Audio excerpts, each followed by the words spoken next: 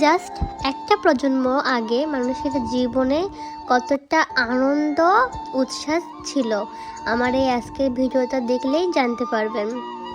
আসসালামু আলাইকুম everyone, welcome to my another video. তো গাইস দেখেন, আজকে আমি নতুন একটি ভিডিও নিয়ে চলে আসলাম আপনাদের সামনে।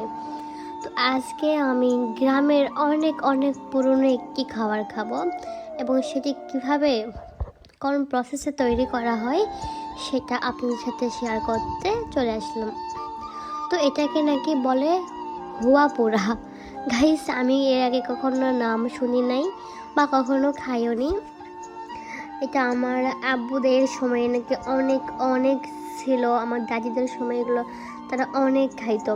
জাস্ট আমরা এই প্রজন্মে আইসে এগুলো কখনো খাইনি।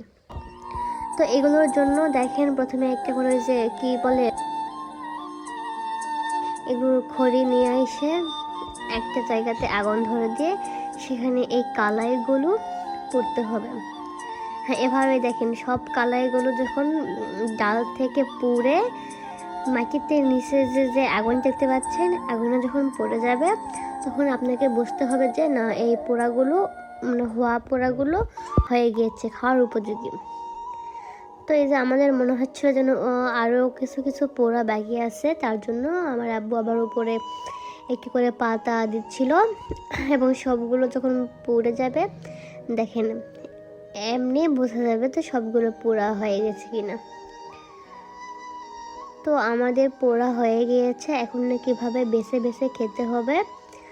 তো আমাকে বেছে বেছে দিচ্ছিল আর আমি খাচ্ছিলাম। দেখেন কীরকম হয়েছে। আমরা সবাই মিলে বাড়ির উঠোনে এগুলো খাচ্ছিলাম আর গল্প করেছিলাম।